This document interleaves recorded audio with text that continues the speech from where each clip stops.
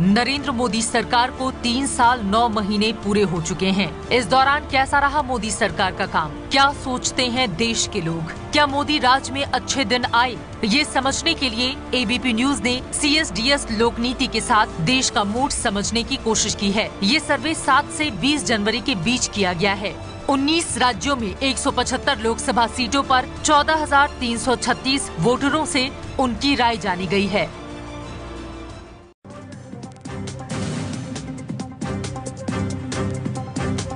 नमस्कार, आप देख रहे हैं एबीपी न्यूज। मैं हूं आपके साथ चित्रा त्रिपाठी। शाम के ठीक 7 बजे हैं।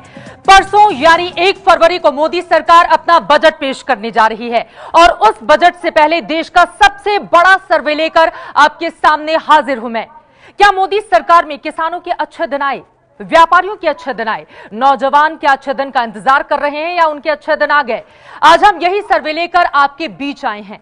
मिशन 2019 के लिए सर्वे के वो कौन से नतीजे हैं जिसका ख्याल मोदी सरकार को परसों आने वाले बजट में रखना होगा? हम आपको बारी बारी से बताएंगे, एक एक रिजल्ट आपको दिखाएंगे और साथ ही देश अभी अच्छे दिनों का क्या कर रहा है इंतजार, या कुछ फैसलों ने हिंदुस्तान को दी है राहत। इसी पर हम चर्चा भी करेंगे।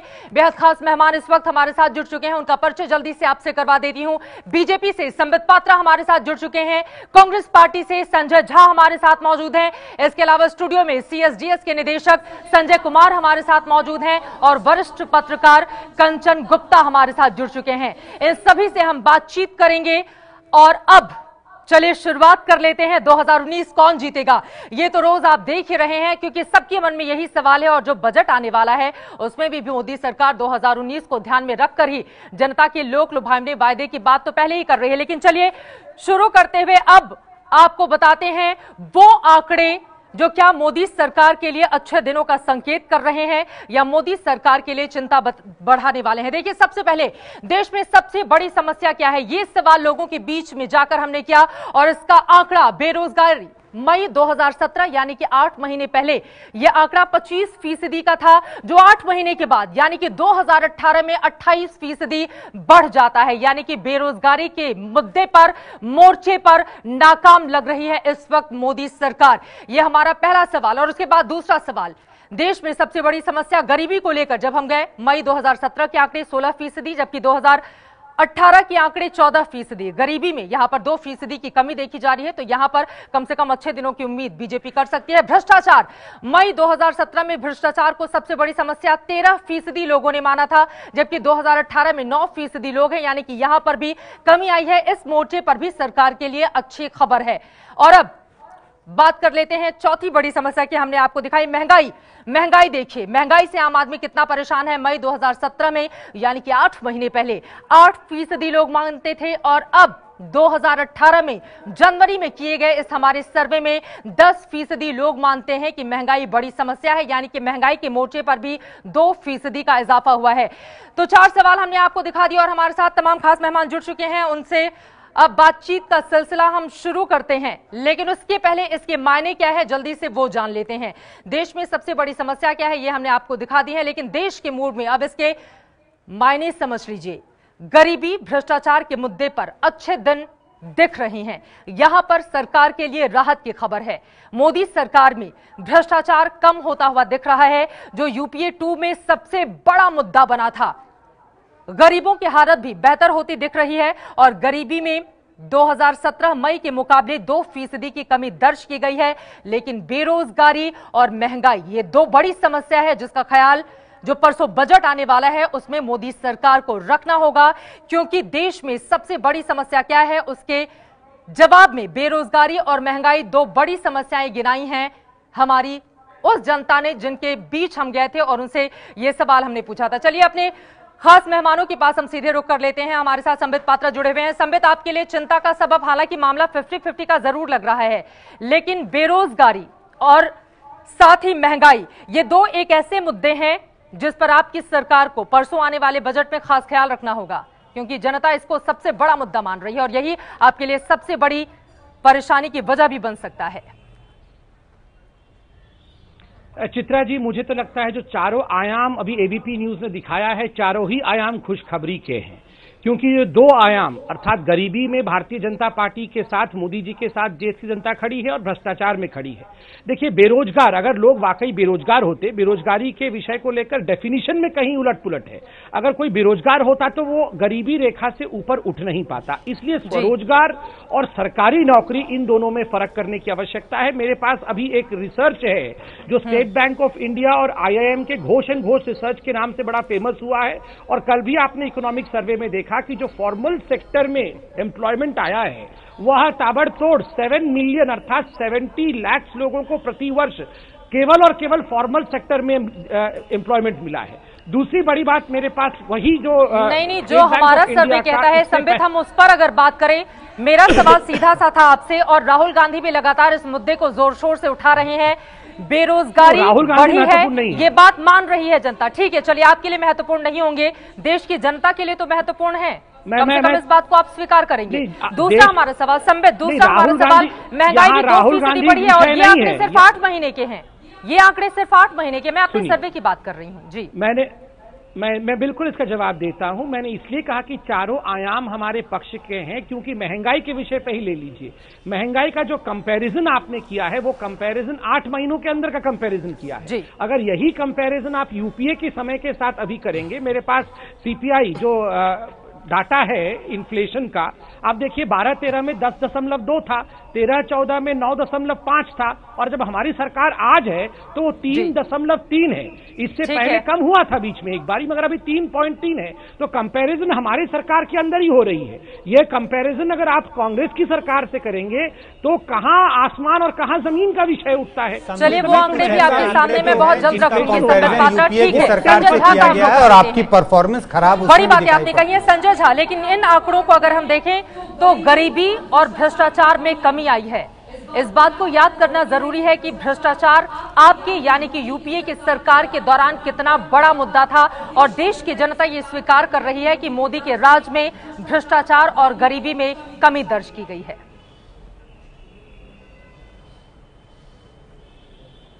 नहीं, उसके पहले कि मैं उसका जवाब दूं, मैं भारतीय जनता पार्टी के प्रवक्ता पात्रा जी ने जिस तरीके से यहाँ एक राजनीतिक अहंकार दिखाते हुए लोगों को गुमराह करने की कोशिश की है, उसका कोई सच्चाई जरा आपके दर्शकों को बता दूं।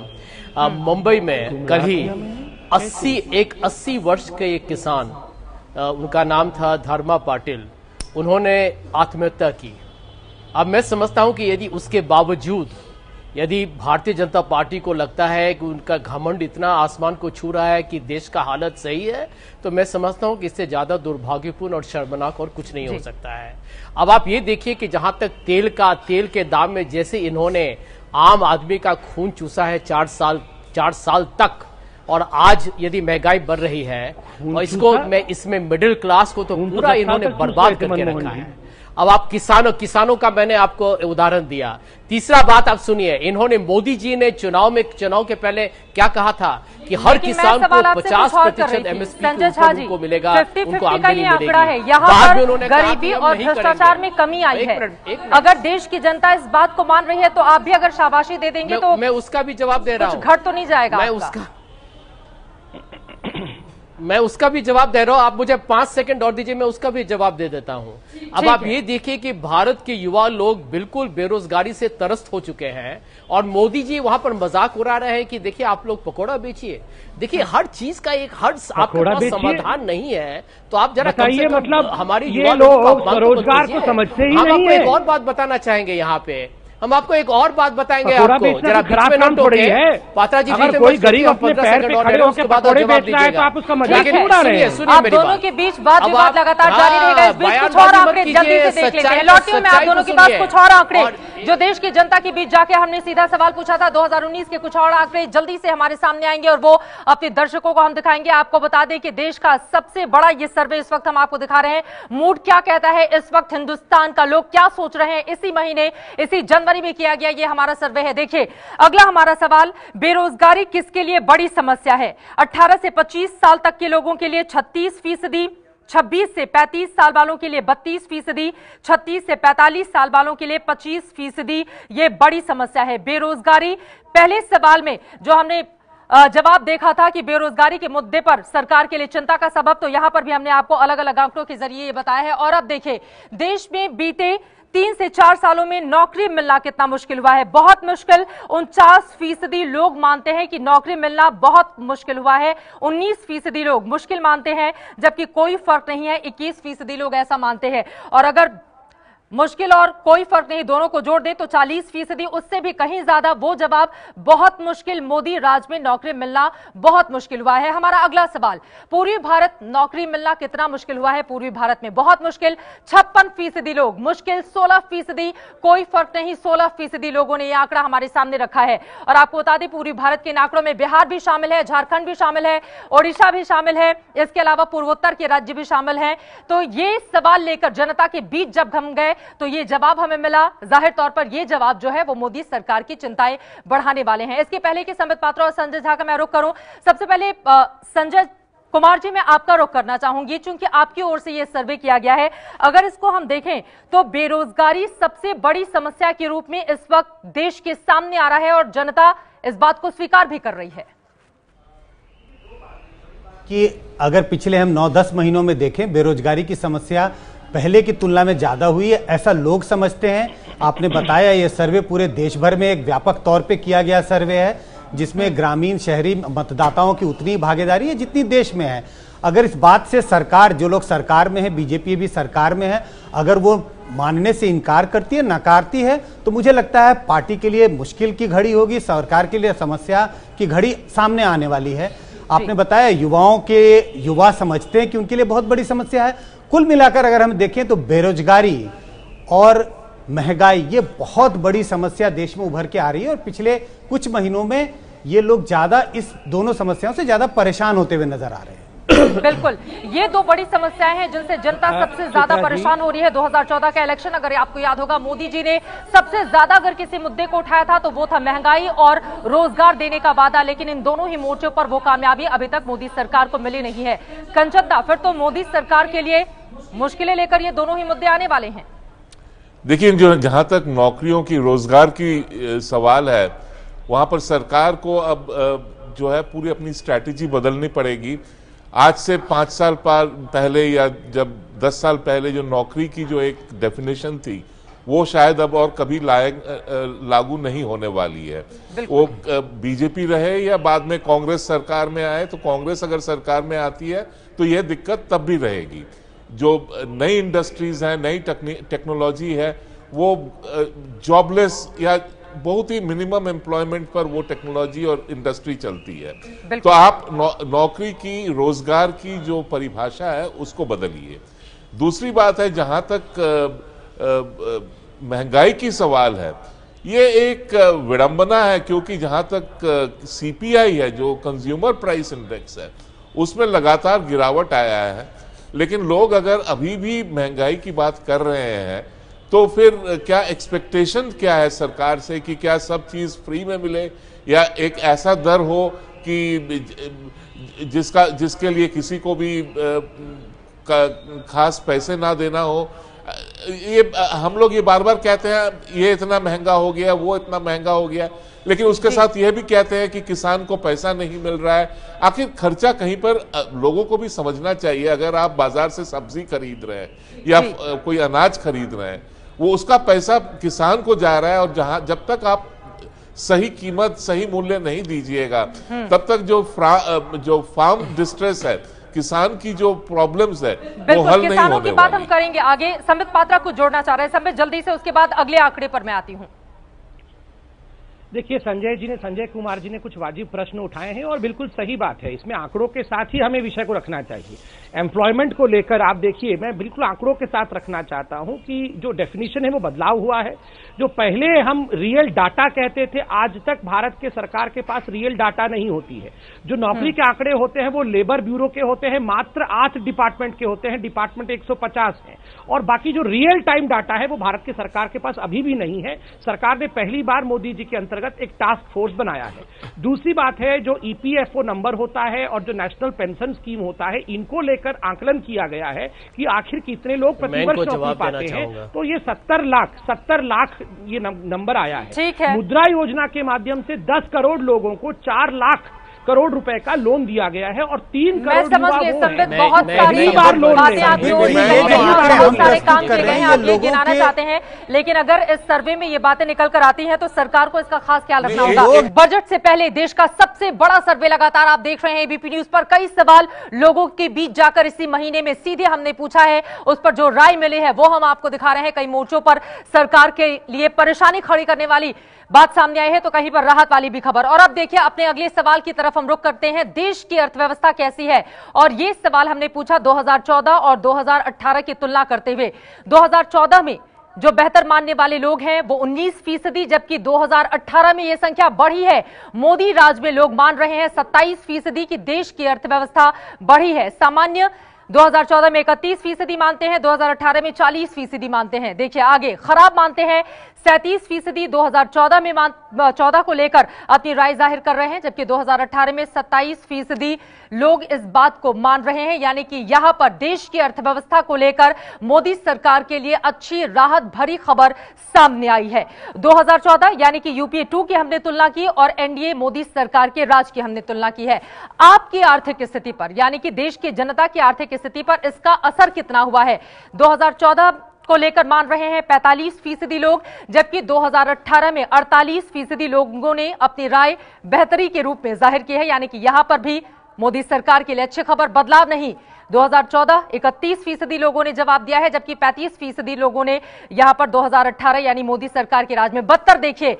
72 मानते थे 2014 में, 72 स्थिति थी 21%, 2018 में ये आंकड़ा घटकर 16% आ गया है। यानी कि आपकी आम जनता की स्थिति पर कितना हुआ है इसका असर, इस मोर्चे को लेकर, इस सवाल को लेकर जो जवाब सामने आया है वो संबित पात्रा को खुश करने वाला है। संबित, जवाब आपका। नहीं, आप बिल्कुल सही कह रहे हैं और इसको बिल्कुल अगर सही लैंग्वेज में कहा जाए और कम शब्दों में कहा जाए तो मैं कहूंगा कि आपके ये आंकड़े दिखाते हैं कि लोगों ने माना है कि अच्छे दिन आ गए हैं। और स्वाभाविक है, आप देखिए जिस प्रकार 2014 में लोगों को लगता था कि उनकी जिंदगी में बेहतरी नहीं आई थी, और आज ये वर्ल्ड बैंक भी कह रहा है, वर्ल्ड इकोनॉमिक फोरम भी कह रही है, क्रेडिट रेटिंग एजेंसीज भी कह रही है, आईएमएफ भी कह रही है। और मैं याद दिलाना चाहूंगा, इंटरनेशनल मॉनेटरी फंड ने कहा कि भारत आज मोदी के नेतृत्व में एक चमकता हुआ सितारा है, अ ब्राइट स्पॉट है। और आने वाले वर्षों में चाइना को, अगले ही वर्ष 2018 में ही चाइना को पीछे छोड़कर हम आगे बढ़ जाएंगे। और कांग्रेस के समय जो भ्रष्टाचार था वो निजी बेनिफिट अर्थात पैसा किसी कुछ लोगों के जेब में जाता था, राजघराने के जेब में जाता था, आज पैसा गरीबों के जेब में जाता है। यही तो लोगों ने आपके इस सर्वे के साथ माना है। इसलिए मुझे लगता है अमूमन अभी तक नहीं संबित जी, आप ये कुछ और आंकड़े देखेंगे तो आप कहेंगे गरीबों की स्थिति और खराब हंसी आ रही है। इस बात से बहुत खुश ना हो कि गरीबों के कोने में जाके गरीबों के पास पैसा जा रहा है। आपको हंसी आ रही है संजय जी, तो हंसी रोकना अच्छी बात नहीं है। कोने में जाके आप हंस सकते हैं, उसके बाद देश के साथ मजाक कर रहे हैं आप लोग।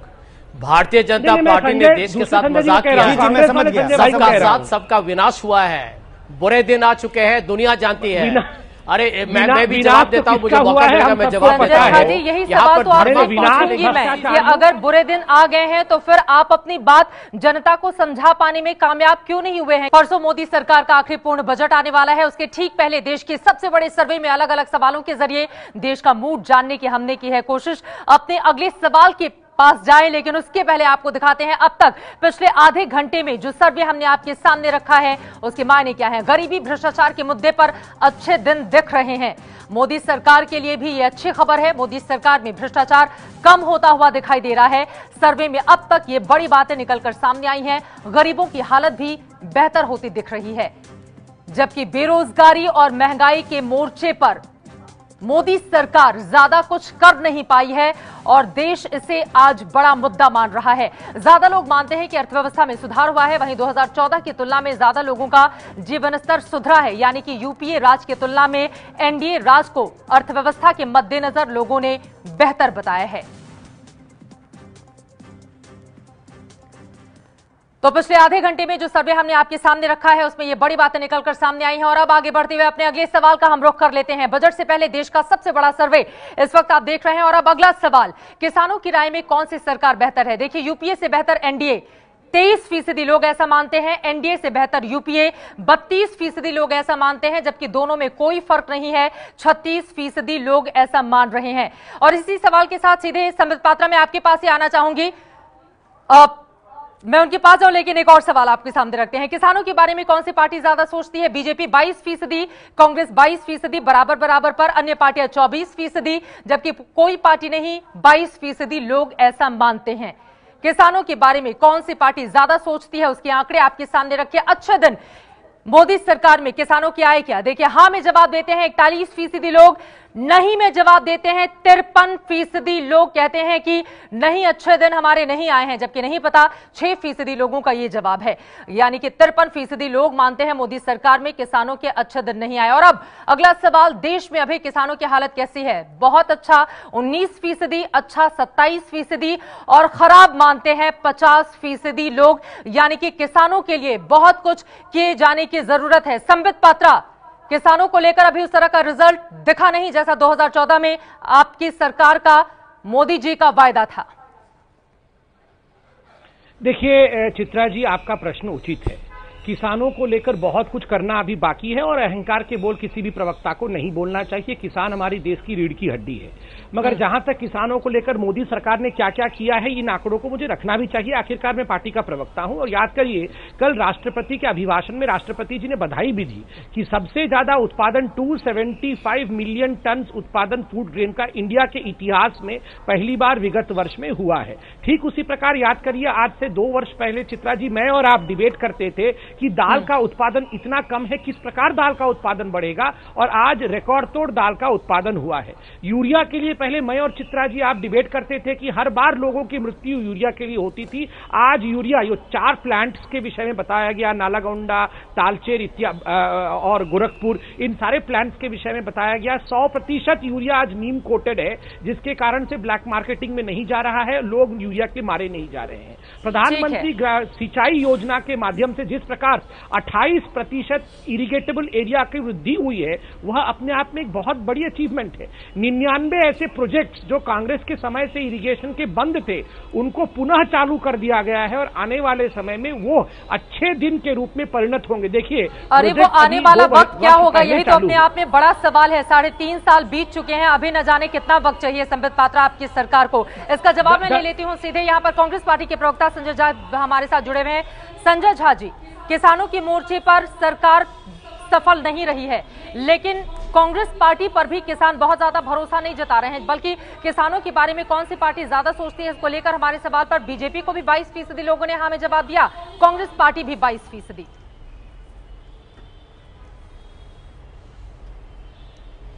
चित्रा जी, मैं आपको ये बताना चाहूंगा कि आप यदि इकोनॉमिक सर्वे जो कल सरकार की तरफ से आया है, वो कह रहा है कि इतना संजीदा मसला है और इतने गंभीर स्थिति है हमारे किसानों के लिए कि इस कृषि क्षेत्र को मोदी जी के 4 साल ने बिल्कुल उनका जिंदगी तहस नहस कर दिया है। अब आपको उदाहरण के तौर पर मैं बताऊंगा कि मोदी सरकार ने किसानों के साथ, गरीब किसानों के साथ विश्वासघात किया है।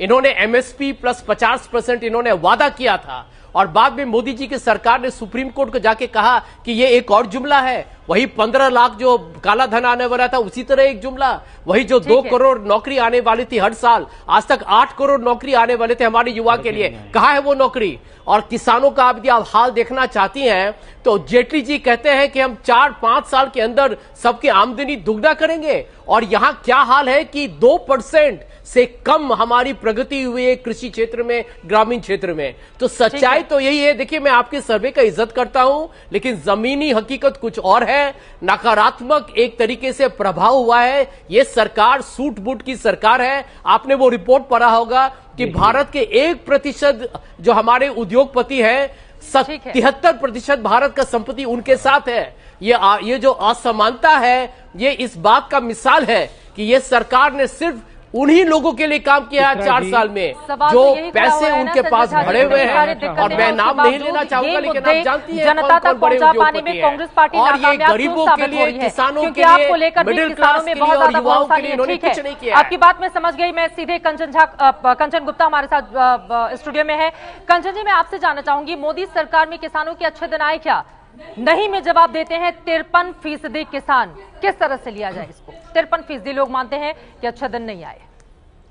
53% या 54% या 50% हम फीसदी पे ना जाएं, लेकिन एक जो फार्म डिस्ट्रेस है वो है, और इस फार्म डिस्ट्रेस को एड्रेस कैसे किया जाए, ये केवल मुझे नहीं लगता कि जो दल सरकार में है केवल उसी की रिस्पॉन्सिबिलिटी है, ये सारे पार्टीज की रिस्पॉन्सिबिलिटी है। क्योंकि अगर आप कुछ भी प्रपोज करें, वो उस पर अगर उसकी इम्प्लीमेंटेशन जो है वो अगर पॉलिटिकल लेवल पे ना हो तो फार्म डिस्ट्रेस आपका सॉल्व नहीं होने वाला है।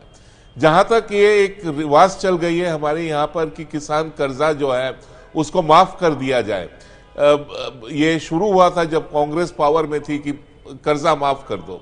कर्जा माफ करने से किसान का जो प्रॉब्लम है, बेसिक प्रॉब्लम है, वो हल नहीं होने वाला है। किसान को जो चाहिए वो एक मिनिमम सपोर्ट प्राइस का भी जो जमाना है वो धीरे धीरे खत्म हो रहा है। एग्रीकल्चरल प्रोड्यूस को आप मार्केट प्राइसेस के साथ लिंक कीजिए, इसकी जो एक फ्री मार्केट एक्सेस होनी चाहिए कि केरल का किसान जो है वो अपने प्रोड्यूस को बंगाल में बेच सके, बंगाल का किसान जो है वो अपना प्रोड्यूस केरल में बेच सके।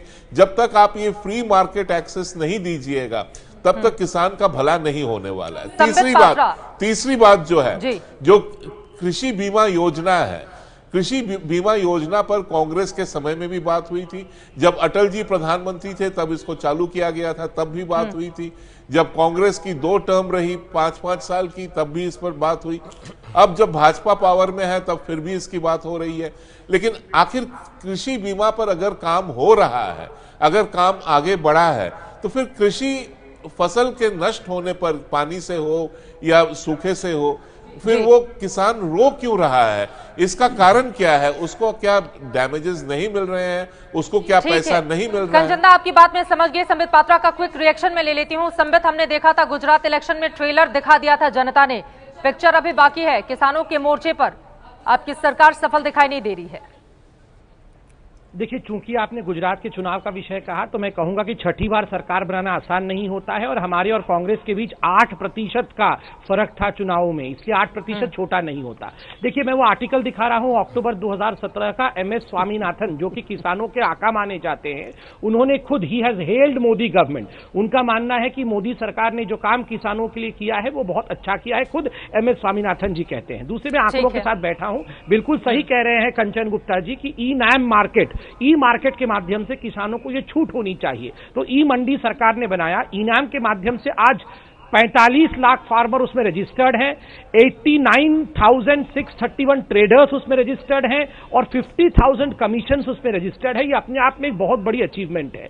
सॉइल हेल्थ कार्ड का कंसेप्ट पहली बार सरकार ने स्टार्ट किया, 10 करोड़ सॉइल हेल्थ कार्ड आज किसानों के हाथों में आ चुका है। और देखिए, मेरे पास डाटा है पूरी तरह से, प्रधानमंत्री कृषि सिंचाई योजना, संजय झा जी जो बोल रहे थे कि इकोनॉमिक रिपोर्ट में, देखिए, इकोनॉमिक रिपोर्ट में मोदी जी अच्छी नहीं कर रहे, ऐसा नहीं लिखा है। उसमें लिखा है किसानों को लेकर, अगर क्लाइमेटिक चेंज होता है, पूरे विश्व में जो परिवर्तन हो रहा है, अगर गर्मी बढ़ जाएगी और बारिश कम हो जाएगी तो 25% कम हो जाएगा उत्पादन, उसके लिए इरिगेशन बढ़ाना चाहिए। यही तो मोदी सरकार ने किया है। बात हम इस वक्त नहीं करें। ठीक है संबित, मैं समझ गया आपकी बात।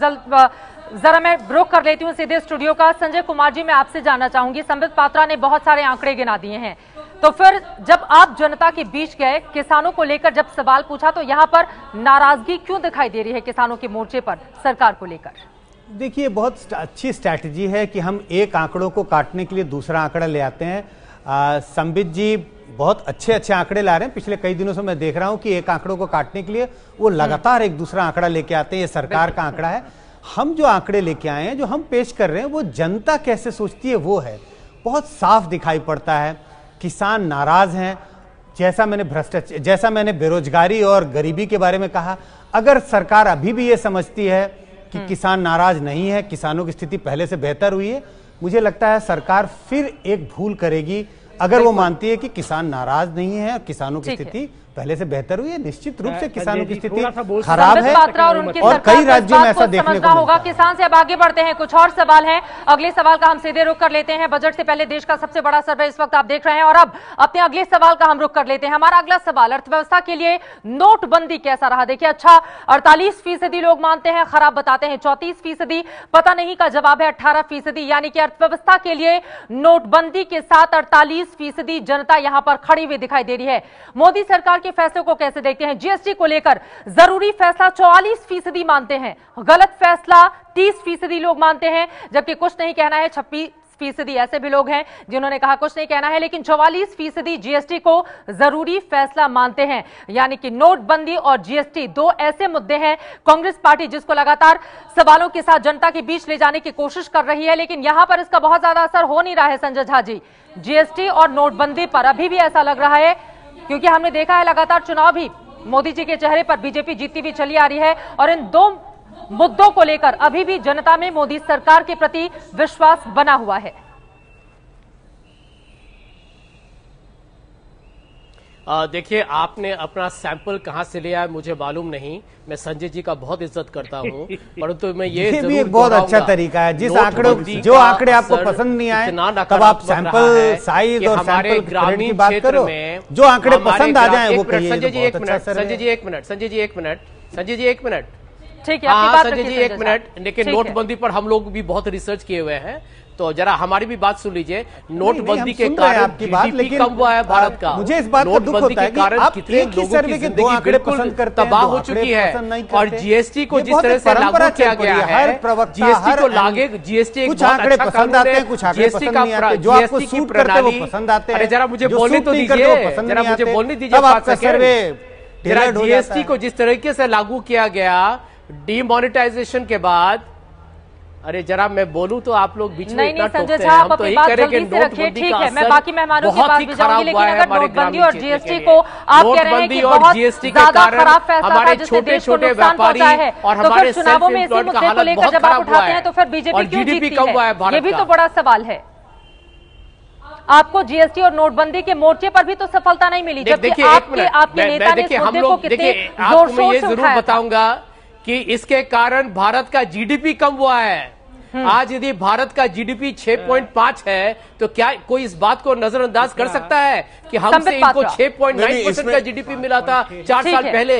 आज जीडीपी 4 साल के बाद कम हुआ है, ये सच्चाई है। और ये आंकड़े, इस पर आप झूठ नहीं बोल सकते हैं, इस पर हवाबाजी और बयानबाजी नहीं किया जा सकता है। संबित, ठीक है, ठीक है, ठीक है। चित्रा जी, मुझे लगता है कांग्रेस केवल एक ही सैंपल पे भरोसा करती है, वो जो 44 एमपीज है वही सैंपल हो तो ठीक है, बाकी सैंपल को मानती नहीं है। जीएसटी पे सबसे तगड़ा जवाब कांग्रेस पार्टी को आप इतना घमंड मत दिखाइए, मिला आपको 2019 के चुनाव में शायद 24 सीट भी नहीं मिलेंगे। मैं आपको कोई घमंड नहीं कर रहा हूं, मैं आंकड़ों के आधार पर बात कर रहा हूं। सुनिए डॉक्टर साहब, धन्यवाद। थोड़ा अपना इतना जो अहंकार दिखा रहे हैं आप, मुझे बोलने दीजिए। आप भारत के आवाम को आप मत समझिए, बड़े समझदार हैं। जो दर्शक आपको देख रहे हैं अभी, वो जानते हैं कि सच क्या है और झूठ क्या है। सर, सब दर्शक सब जानते हैं। आप ये समझ लीजिए कि दर्शक सब जानते हैं सच और झूठ क्या है। सर, और सर्वे बहुत होते हैं, मैं सर्वे की इज्जत भी करता हूँ, लेकिन मैं आपका जो चेहरे आपके फेवर पर घमंड में देख रहा हूँ वो बहुत ही खेदजनक, दुर्भाग्यपूर्ण और शर्मनाक है। वो ठीक है, ठीक है। संबित पात्रा, जल्दी से देखिए, मैं इतना कहना चाहता हूं कि जीएसटी को लेकर सूरत में 12 की 12 सीट हम जीत के आए, जहां राहुल गांधी कह रहे थे ये गब्बर सिंह है। देखिए, रिग्रेसिव और प्रोग्रेसिव पॉलिटिक्स में अब जनता फर्क जानती है। डीमोनेटाइजेशन का एबीपी न्यूज में ही ये कोई पहला सर्वे नहीं है। इससे पहले भी जो सर्वे हुआ था, जिसमें मैं आपके स्टूडियो आया था भाग लेने के लिए, उसमें भी इसी प्रकार के आंकड़े थे कि लोग डीमोनेटाइजेशन के साथ खड़े हैं। और आज हमने देखा, इकोनॉमिक सर्वे कहती है डीमोनेटाइजेशन के कारण सेंसेक्स में एक उछाल है। माउंट 35,000 पर सेंसेक्स इसलिए पहुंचा क्योंकि उसमें डीमोनेटाइजेशन के कारण एक इच्छा शक्ति जाहिर हुई है कि देश बदल रहा है। इकोनॉमिक सर्वे वो नहीं कहता है, आप क्या बोल रहे हैं? कहा बोलता है ठीक है, वक्त की कमी है, आप लोगों को यही बारे में रोकना पड़ेगा। संबित पात्रा आपका, संजय झा आपका, संजय कुमार आपका, कंचनदा आपका बहुत शुक्रिया हमारे साथ शामिल होने के लिए। सबसे बड़े सर्वे में सर्वे का नतीजा क्या रहा, ये इस वक्त हमारे दर्शकों के सामने है। नोटबंदी, जीएसटी पर सरकार के साथ बेरोजगारी सबसे बड़ा मुद्दा है, ये जनता मान रही है। किसान मोदी सरकार से खुश नहीं, जबकि भ्रष्टाचार के मोर्चे पर मोदी सरकार अच्छा कर रही है। बजट से पहले के सर्वे में ये बड़ी बातें निकलकर सामने आई हैं।